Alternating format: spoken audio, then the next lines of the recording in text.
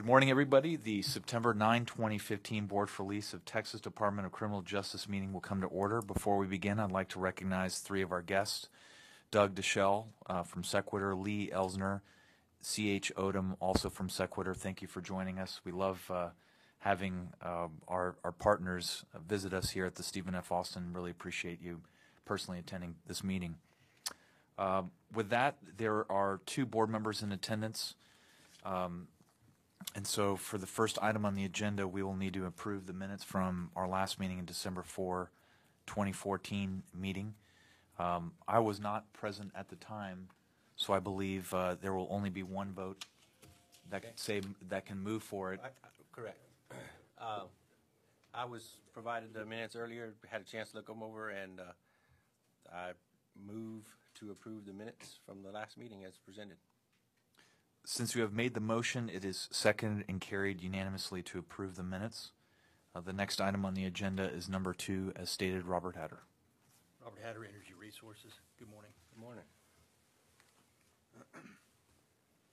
Docket item 2 is a request by Sequitur for 2 units, or actually extension of existing units. This is the Ferguson unit and the Eastham unit. This is in Houston County. This is in Madison County. So the town of Crockett, I believe, is just right up over here, so you're getting kind of into East Texas.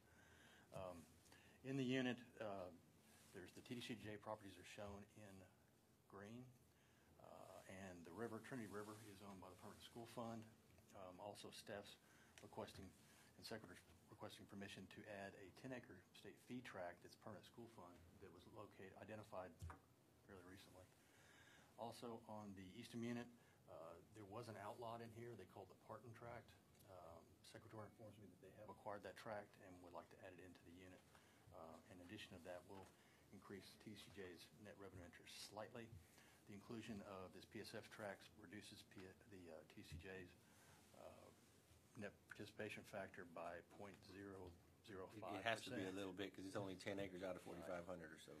It is, like, there's 4,300 acres. This is 12,700. Right. When the units were originally done back in July of 2010, the intent was to control activity, since these are working prisons and farms, to not just have an army of folks descend upon it and have better control of what comes and goes. And for that reason, staff wanted to recommend that we extend those. I believe they currently have guard stations like here. At the main entrance road, yes, it's roughly right there where your finger is. And then there's one over here in the Ferguson unit. So that's how they control access into it. So they do background checks on everybody. Mr. Demney's office does.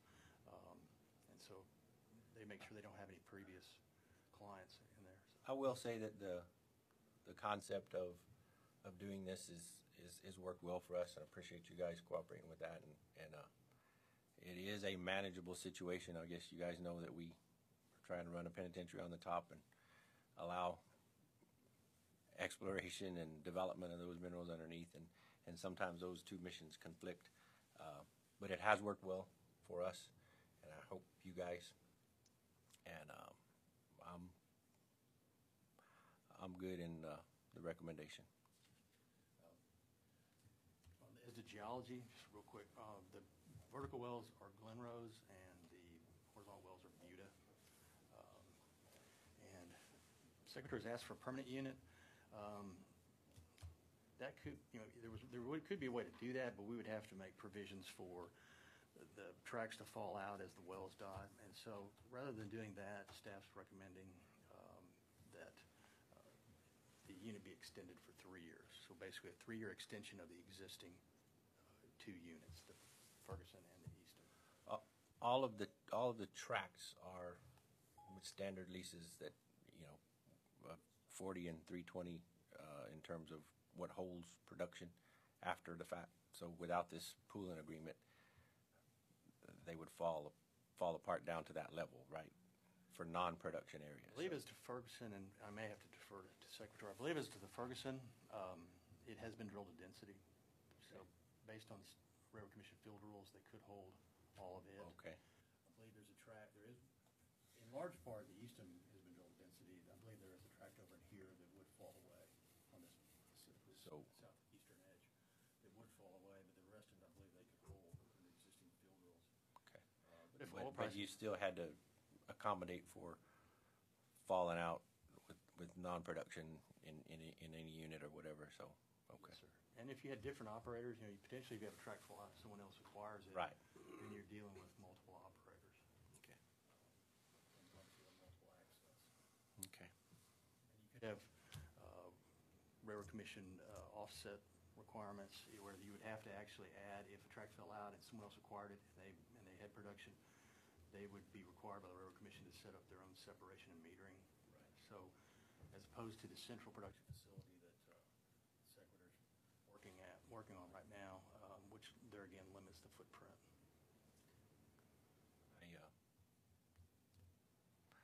Permanent is something that's kind of inconsistent with our current practice and our current board, strategy. But I agree with the recommendation to extend, so. Robert, if you could talk a little bit about the infrastructure piece to this as well. Sequitur has committed to installing additional electric lines, collection and gathering lines, and I guess one of the highlights here is that it would reduce operational foot traffic.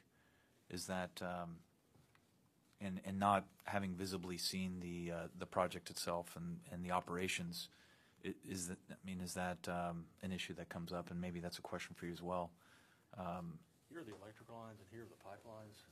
The beauty of the pipelines is, it allows them to pull production to the central production facility rather than having to truck everything, which is just more traffic. Which is more traffic, which is not really desirable on our end because of obviously security issues and those types of things. Mm-hmm. And I think the previous, Mr. Dimnick can speak better to this than me, but I believe the previous electricity system was not sufficient. There was a trunk line that came in from the west that fed the Ferguson unit, and another trunk line that came in essentially from the east that fed the old Eastham unit, and that's how we got power. What we recently did was grant easements to connect those two trunk lines, and I think the easements were then assigned over to the power company, if I'm not mistaken, which improved the power grid in the entire area. And from that, we granted also some feeder easements, if you will, off the trunk line to go ahead and power these various wells. And that work is the kind of the spidering effect of the blue lines and the yellow lines. And it is a positive thing for our standpoint. I mean, you have some work up front to get the lines put in. Once it's in, and once the pipelines are in, then you have less traffic day in and day out in managing the entire field, which is desirable to us on the correction side. So.